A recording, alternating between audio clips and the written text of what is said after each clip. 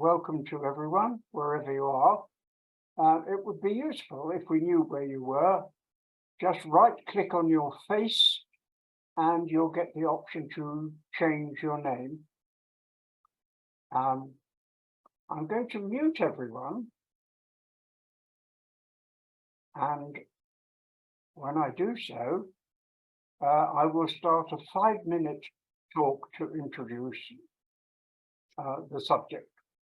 It will only be 5 minutes, I promise, because I really would like to have a good discussion about this. All right, participants, mute all. You can unmute at the end.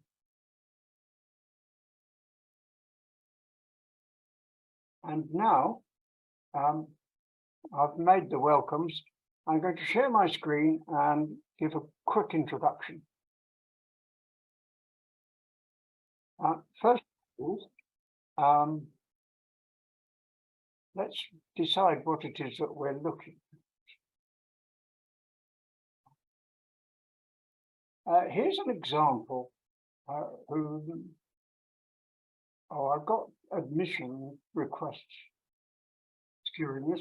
Here's an example over several years of a request to AI for information to name a play about dinosaurs. You can see that from 2018, which has produced rubbish, by 2023, this year, it in fact produced a fairly amusing, clever name for a play about dinosaurs. Here is a request for a haiku, a 3-line Japanese format. And in 2018, it doesn't even make English. Makes no sense. By 2023, that is quite a pleasant and reasonable haiku which has been produced. That's text, and it is obvious that ChatGPT-4 has mastered text. We've seen many examples. Images is rather different. It's still a bit iffy about images. Human beings tend to be off a few feet off the floor. But still, if you ask for something, it will produce something quite like this. Another one, 2023, the plant on the left, the perspective is not very good. And obviously there's something wrong with the feet of the table. That's the modern one, 2023. However, if you request some sort of image, it will produce one for you. And that means that you can produce text and an image to supplement it. How has this been possible? It's been possible because of the extraordinary increase in the cost of, well, not the increase in the cost, but the ability of the component parts for graphics processing units. Every machine that we are using now has 2 processors, a central processing unit, which handles floating point operations and handles most of the algorithms. If something, then this, otherwise that. And a graphics processing unit, which is used for handling the images. And images, yes, John Worley. Yeah, Tom, you're talking about medium flops. I think you mean megaflops. Very well. Thank you for the correction. Okay, let's go on. Makes more sense. The component parts become cheaper and cheaper as a result of this. And this delivers 2 terabytes per second of memory bandwidth, which is pretty amazing. And you can buy these, as far as I know. But of course, to make a real artificial intelligence, you need quite a lot of them. And that is only available for governments of very clever, not clever, but rich people. Moving on, we come to the bad news. In 2015, the Russian government set up the International Internet Research Agency. I leave you to read that for yourself. No need for me to read it for you. those 1,000 bloggers, in fact, I think there are only 600 of them. I've got later information. And they were probably English speaking in order to start arguments. The point being to create some sort of argument. For example, an FBI assassination squad has just arrived in Miami, and the Donald Trump legal team will start to have accidents suddenly. And then somebody else, of course, but the same person using VPN, the virtual network, would disagree, and they would start an argument, and that would go into the internet echo chamber, and before you know it, you've just got yet another piece of grubby misinformation. That has been very effective, but no longer do we need people who speak English. Those are now handled automatically by the web brigades, and these are maintained by people who may not necessarily speak English, but having our ChatGPT-4 available to them, they can create whatever sort of discussion they like. No need to steal passwords or bank account numbers. You just muddy the waters, and that is a very effective, has been a very effective stratagem. The good news, of course, is that there's a lot to be said for the future of artificial intelligence in robotics. And robotics, of course, switches us from text and images to actually handling things. And this is where it starts to become more complicated and more interesting. Robotics is something that we're entering very fast into. I will be giving a talk on robotics and manufacturing and mining later on. But these humanoid-looking things are not what we're talking about. We're much more interested in, for example, the sort of thing that we would find here. And this is happening, just a minute, if I can, about 8 miles from where I'm sitting, in Cowley, in Oxford.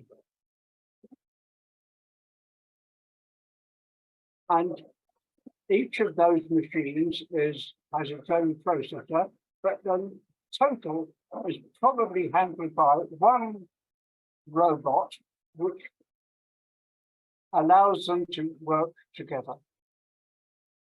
As a result of various things, Italy has just decided it will not provide access to ChatGPT, and I believe that Canada is considering doing exactly the same. I'm going to stop sharing there because that, I think, is as far as I want to go for an introduction. And I now request you to ask a question or make a comment. And if you don't have a question, I will have one or two for you.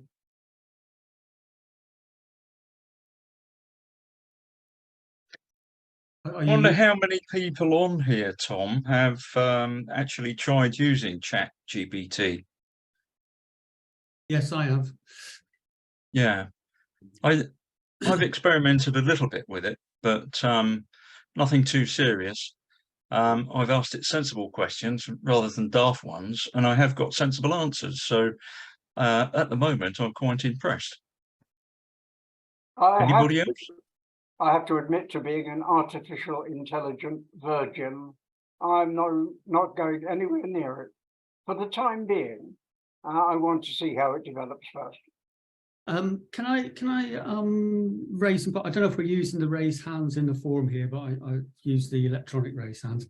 I think it's useful if we distinguish between the different types of AI that we've got.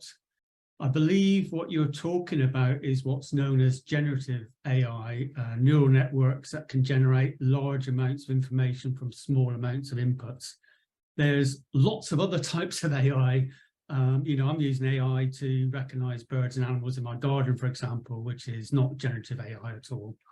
So I think you're talking about the generative AI stuff. And actually, just a point, the BBC Click over the weekend was describing exactly how generative AI worked, which is worth a look if you've not seen it. Now, having understood how generative AI and ChatGPT works, I'm actually much less impressed by it than I was before. It really is a case of, but the way ChatGPT works, it takes the text that you've put in, it breaks it down into language tokens. So one token might be 2 words, or one token might be half a word. So it's a tokenized version. And all it's doing really is predicting what the next piece of text is likely to be. So it's actually quite similar to what you do on your phone. So if you're typing a text message on your phone and it starts, you know, completing the word and maybe predicting the next word, this is really how ChatGPT works. All it's doing is predicting the next piece of text. It doesn't even know the difference between a question and answer. It's just what's the next piece of text that logically follows the bit of text that you've typed in. And personally, once you realize that, it's kind of less impressive than it was when you thought it was a... Yes, I completely agree. And of course, that ability means it's perfectly capable of telling lies. It is not, in fact, intelligent. John Worley. Yeah, I've used ChatGPT. I code recreationally in Python, and I forget my coding skills faster than I learn them now. But before I start any project, I ask ChatGPT how it would do it. And what it does, it's rather like having an elder brother standing behind one saying, do it that way. Have you thought of doing this? And it's good. Its code very rarely works first time. And if you send it back the error code, it comes back and says, oh, I'm sorry, yes, I made a mistake. Why don't you try this? But it enables me to learn coding much faster than I would do by going to books or trial and error. Problems which I say probably would take me 3 days to solve, I can solve in half an hour. That's good. And my computer club, we've had demonstrations of this kind of thing. And, you know, producing presentations like the one you've just produced, Tom, it could have done for you in probably 20 seconds. I'm not saying to the same quality, but it does hallucinate. When you ask it about things you know about, like your U3A or associations you belong to, sometimes it will get it right and add lots of bits of fanciful stuff. And it's like talking to somebody in a pub. And when they don't know something, they blag about it. And that's fine. Yeah. Thank you, John. But it's a friend. And the problem we've got is that there are too many gullible people in the world. People, for instance, I'm going to be political here, but people who think that Boris Johnson and Donald Trump are a good thing. And if they're persuaded by them, then they will be persuaded by ChatGPT. And that's dangerous because ChatGPT... Very dangerous indeed. Can we give way to Robert? Robert, unmute yourself. The artificial intelligence certainly seems to be the flavor of the month. And I've been looking at a company called NVIDIA, which makes the chips for their artificial intelligence machines. And they have quadrupled in value over the past year to something like $1 trillion. Yeah. So there's obviously, it is the thing of the future, or there's an awful lot of people that are, you know, going to be looking at a loss. My comment there is we always knew it was going to be a thing in the future. The point is it's arriving much faster than we expected. Comments, more comments? Yes, John Kay. Yeah, my view currently is I accept what you said about hallucinations and all of those sorts of things, and I've seen that. And I've also used it effectively for a bit of coding, and I've also used it effectively for creating a syllabus, for instance. It does hallucinate within that, but if you are moderately clued in, you know when it's doing it. But what I can ever say about these things is it's called GPT-4. ChatGPT uses GPT-4. 5, 6, 7, 8, 9, 10, 11, 12 are within the next 5 years. In other words, just in a linear form, we will be twice as good each time. And there are many things wrong with ChatGPT-4 or GPT-4 that everybody knows about, but in no time at all, many of those things will be overcome. The real problem is the one that I think effectively somebody hinted at before, which is that actually, although it is tokenized and built on tokens, and the method for directing material back to you comes via that method, the underlying neural network is still a bit of a black box. It's a lot of a black box, and even the people working on it don't understand. And I have been in this area for 20 years, in the area. I mean, I've been reading about it for that long, and playing with neural networks. And I've always, from my own point of view, I've always abandoned processes that rely on neural networks because I could never explain to myself precisely how they had arrived at it. And I've always preferred simpler statistical processes that I can see and understand. I'm afraid that's gone because neural networks are where it is. Yes, thank you, John. Elizabeth, please.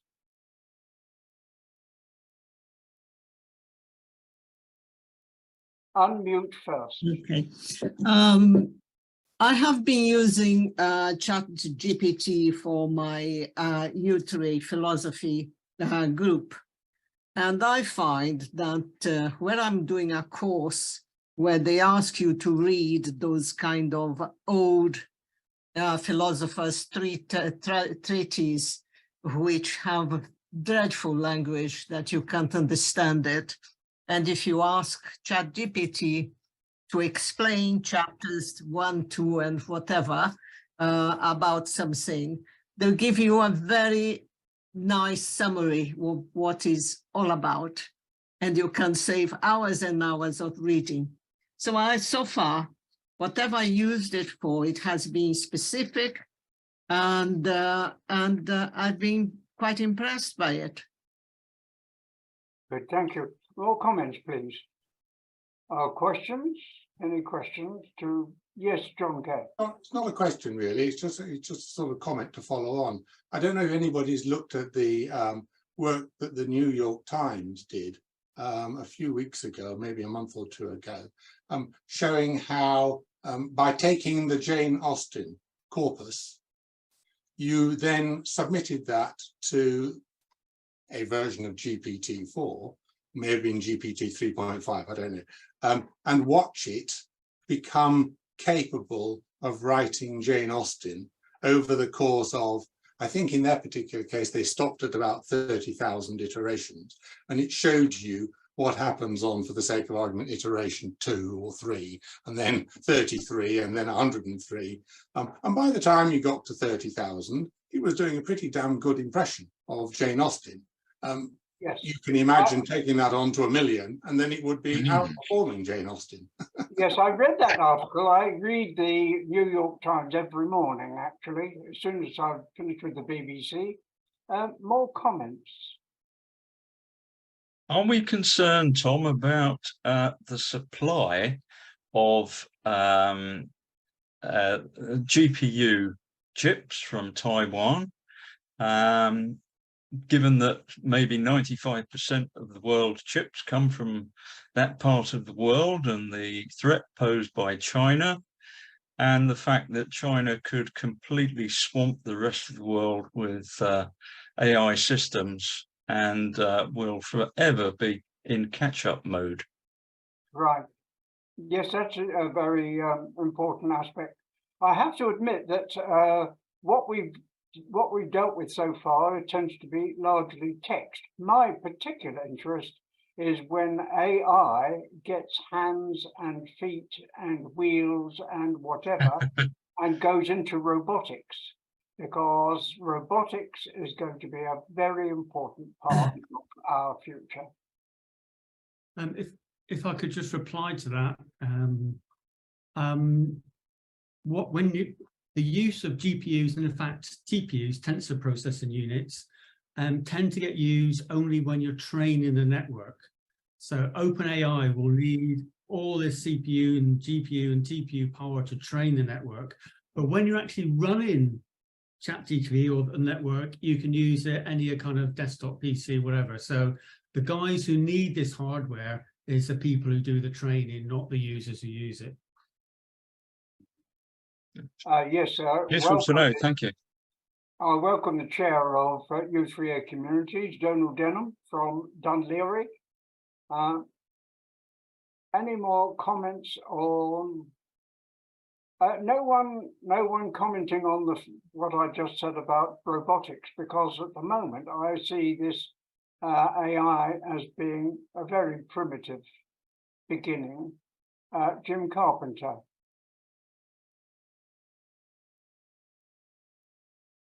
I spent most of my career working on the development of safety-related and safety-critical software-based computer systems. And the particular thing we were interested in then was trying to work out whether or not you could ever understand how the software could fail. And one of the things we're trying to do is keep things simple. So I have a real aversion to the very idea of something like a neural network or some other AI system where you cannot actually ever understand it any more than you could understand the internal workings of a human being, ever having control in a way which potentially puts lots of people at risk. You know, I've worked on railway systems, nuclear power systems, lots of weapon systems. You know, I would not want to find AI ending up in some of the guidance systems on some of the weapon systems I've worked on. Yes. So I think there's even the lack of definitions for what the scope of AI is. It's so varied, so vast, such a spectrum that you've got to start pinning down where might it be useful. And text, yes, has risks associated with risks of misinformation, but by and large, it doesn't cause people to immediately drop out of the sky. Or so that there has to be some idea that AI is not one thing. AI is a spectrum, and you've got to decide where it's allowable and where it isn't. And if you can't stop the airplanes, if you can't understand why an airplane won't do something silly, or a weapon system won't do something silly, or a robot in a manufacturing thing won't suddenly decide to make things bigger than it should be, you're a loser. You're a complete loser. Well, Tesla driverless cars have already killed. Yes. They've already killed 750 people in the States. Can we give way to David from Wokingham U3A, please? Thank you, Tom. Yeah, I was struck by some of the comments you made in the presentation at the beginning, particularly the one about Italy and Canada. It strikes me that the discussion about AI so far has been about the technology, but really the issue is the gullibility of, if you like, the victims and any of the bad actors that are trying to use the technology for a particular purpose. So what you're really dealing with there are effects. If you can't discern the technology, if it's in a missile or it's in a product, then how exactly is Italy and Canada going to ban it? I think personally they're wasting their time passing laws. It's the cat is out of the bag, the horse has bolted. Yes, John Kay. They already have. Italy's already abandoned its attempt simply because everybody uses a VPN. So, you know, you can't stop GPT. They've removed that ban already. Yeah. Well, perhaps not all of us use VPN. I do for various things. Researching my talks, I use VPN. Comments and questions? Have we run it to death then, this subject? No one has anything more to say? Yes, Dave P. I was just going to make a comment about it's developing incredibly fast. It's going to be the next big thing. It's perhaps worth noting that it's been the next big thing since Turing wrote his paper on machine intelligence in 1951. So I think, you know, I'm a little more skeptic than some maybe about just how fast we're going to be eaten up by AI. No one has mentioned weapons systems and the fact that governments, of course, will use this in order to improve their capability on the battlefield. No comment there? No doubt Russia will do so. Yes, Elizabeth.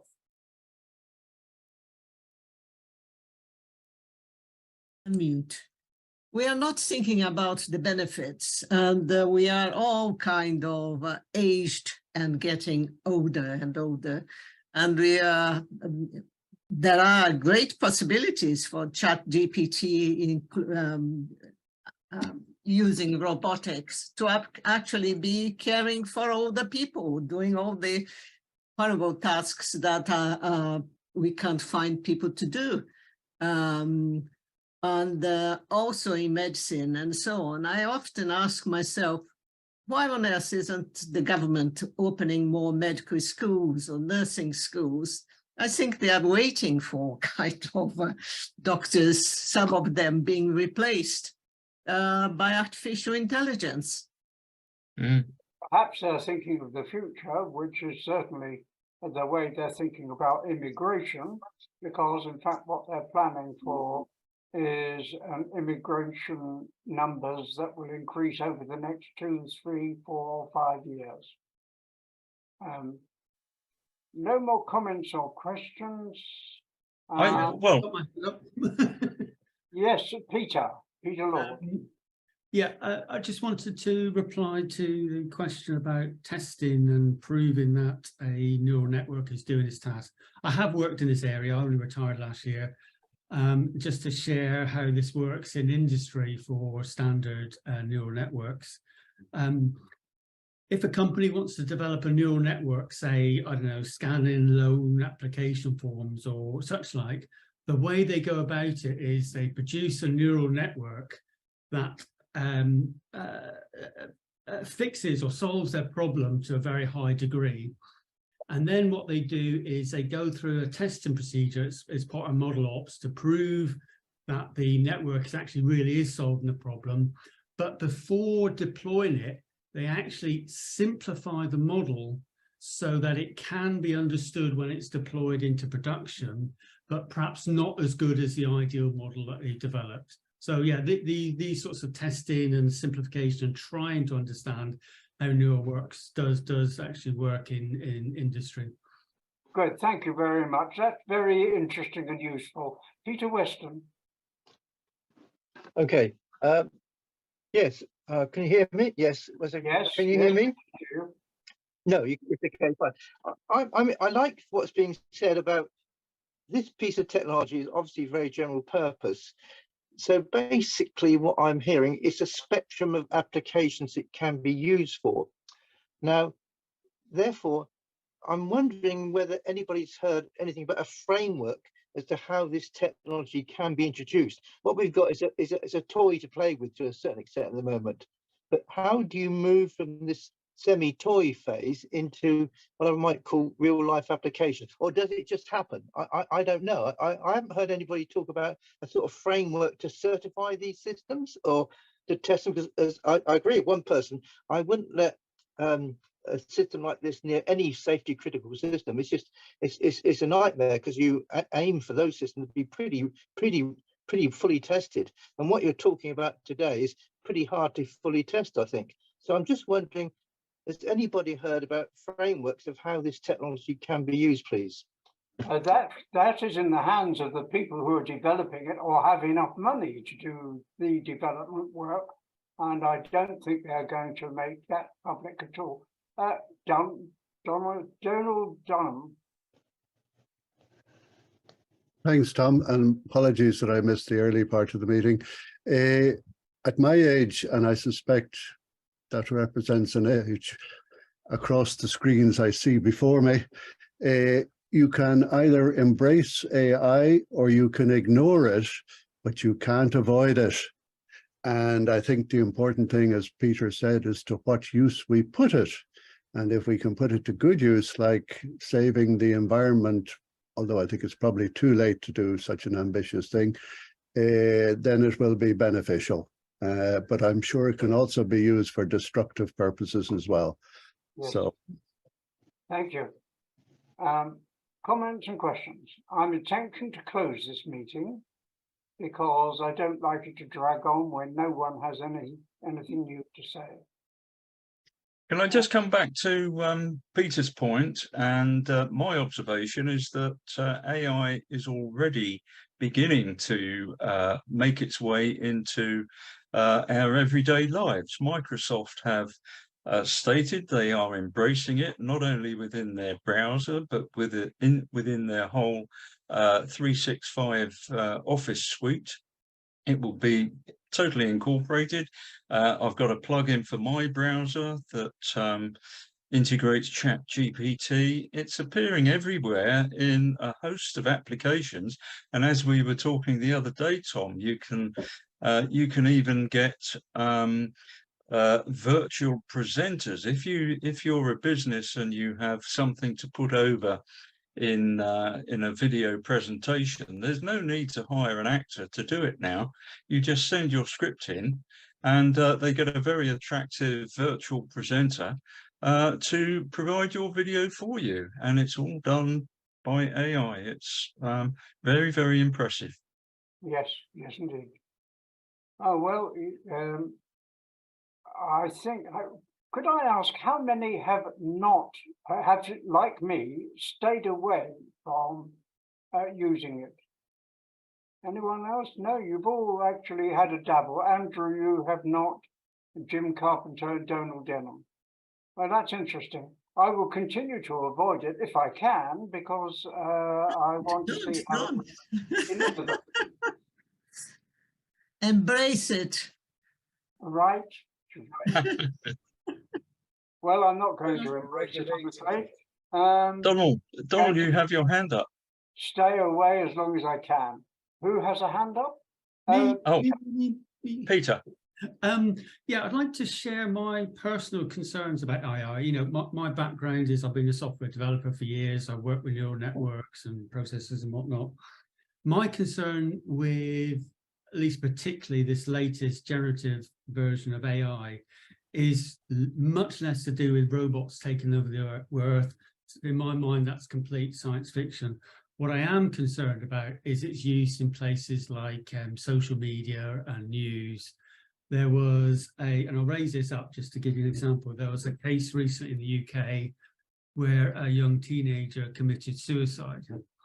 And what was raised in court was one of the reasons was that she was using Facebook and she did a search for suicide.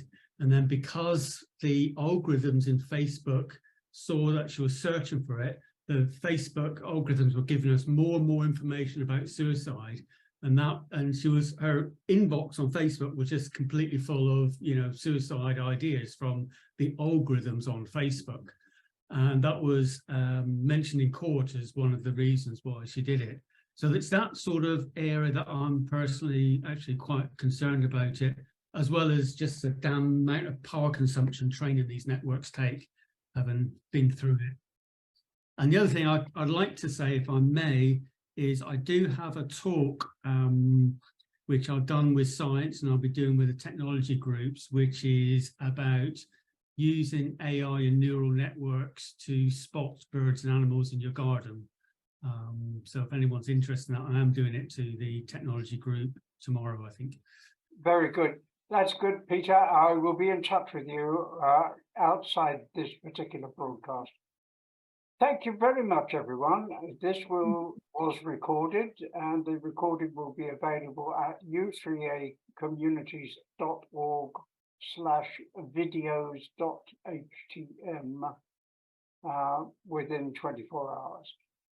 Good to see you. I hope you'll come back for the next talk, whoever gives it. But that's a discussion I'm going to have with Steve Carpenter as soon as I can. Thank you once again.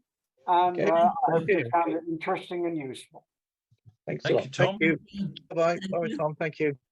Okay. Thank you, Tom.